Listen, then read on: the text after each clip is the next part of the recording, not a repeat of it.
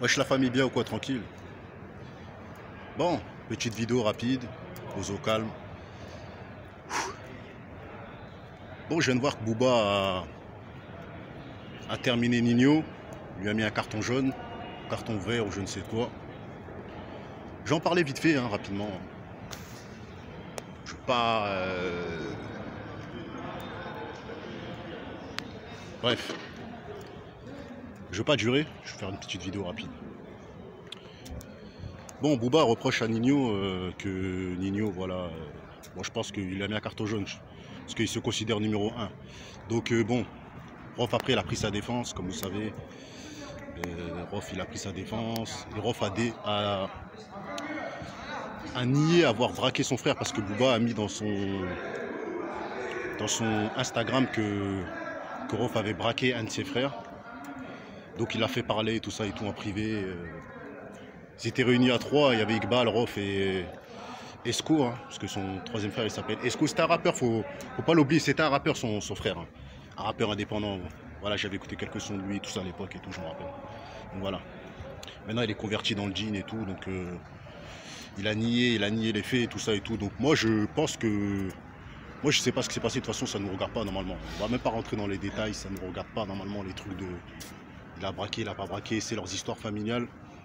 Et Booba, je sais pas, je pense peut-être qu'il a fait ça pour déclencher des embrouilles entre frères et tout ça et tout. Et de toute façon, bon, parlons de Nino. Nino, personnellement, moi je vous dis la vérité, pour moi Nino, il est fort, tu vois, il est fort. Mais moi je trouve pas que Nino est le numéro 1. Après ça reste mon point de vue. Il est chaud, mais pour moi c'est pas le numéro 1. C'est-à-dire, c'est pas le plus chaud, c'est pas le plus fort. Il y a des rappeurs inconnus qui sont beaucoup plus forts que Nino. Il y en a plein, mes frères et sœurs. Il y en a beaucoup, beaucoup, beaucoup. Déjà, même moi, je le bouffe, Nino. Il y en a plein, mes frères et sœurs. C'est juste qu'ils n'ont pas eu cette chance d'exposition. Parce qu'il faut savoir qu'au jour d'aujourd'hui, il faut savoir que maintenant, c'est les ventes de disques et la notoriété. C'est plus le talent qui parle. C'est dire maintenant, dès qu'un mec il vend, il est fort. Alors qu'il y en a plein qui vendent, ils foutent la merde. Nino, c'est un bon rappeur. Mais moi, personnellement, avec le son que je l'ai connu, j'ai trouvé il était nul son son. Mamacita, faut dire la vérité, c'est possible. Les gens ont kiffé parce que voilà, parce que je sais pas, ça passait en soirée tout ça, mais c'était pas du rap, c'était, je sais pas c'était quoi mes frères et sœurs. C'est un son qui l'a fait connaître, mais c'était pas, c'était de la zumba, oh là, la tête à ma grand-mère. Pour moi, c'est pas du rap ce qu'il avait fait, tu vois. Après, il a fait des bons sons rap, hein. Il a fait des bons sons rap, mais ça, c'était pas, j'ai pas kiffé du tout, j'ai pas accroché du tout.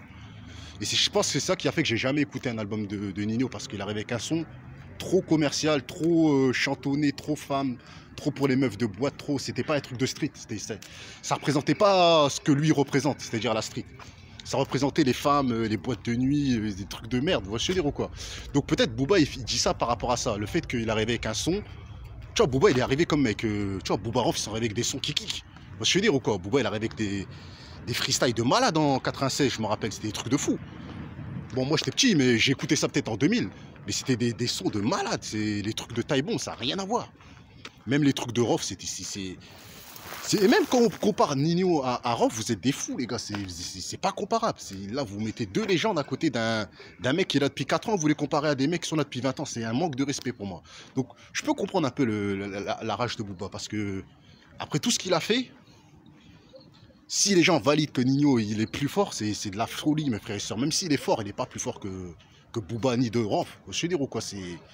Moi je trouve pas. Je veux dire ou quoi, moi personnellement je trouve pas. Donc voilà, après ça reste mon point de vue. Donc voilà. Donc pour finir la vidéo, je voulais répondre à tous ceux qui m'ont envoyé des messages positifs sur le partage que Brut m'a fait.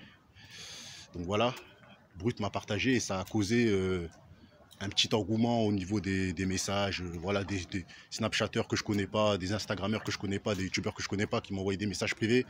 Il y avait du positif et du négatif. Donc le positif c'est qu'il y a beaucoup de gens qui m'ont envoyé de la force, et le négatif c'est qu'il y a beaucoup de gens qui m'ont envoyé de la haine. En fait, ils comprenaient pas pourquoi je suis arrivé là-bas. Déjà de 1, j'ai payé personne. Sur le Coran, je suis pas un gars qui paye pour passer quoi que ce soit. C'est eux, ils ont pris même pas ma vidéo en entière, ils ont pris une petite partie et ils l'ont mis. C'est pas genre ils ont pris tout, ils ont pris une partie et ils l'ont mis sur comment dire sur leur site et tout ça et tout. D'ailleurs, je leur donne la force parce que c'est une bonne publicité pour moi, on va se dire ou quoi. Donc voilà, donc arrêtez d'être jaloux, arrêtez d'être haineux. Pourquoi Guada Zero il a réussi à passer là-bas, moi je sais pas. Mais en tout cas, sachez-le que les youtubeurs, pourquoi ils passeront jamais? Et je pense qu'il y a des youtubeurs, ils doivent avoir le mort. Pourquoi? Parce qu'ils sont là depuis 15 ans, 10 ans, 7 ans, 8 ans sur YouTube. Moi je suis là depuis quoi? Je suis là depuis 2 ans. Et encore, ouais, 2 ans. Quasiment 2 ans et quelques mois. Ils sont là depuis des années. Donc eux, ils doivent avoir le mort. Parce qu'ils ont des 600 000 abonnés, 800 000 et ils passent même pas. Nous, on a 6 000, on passe. Pourquoi? Parce que nous, c'est de la qualité. Et nous, on est vrai, tout simplement.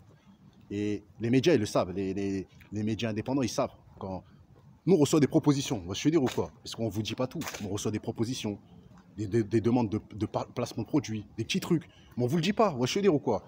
Et ça gêne mes frères et sœurs.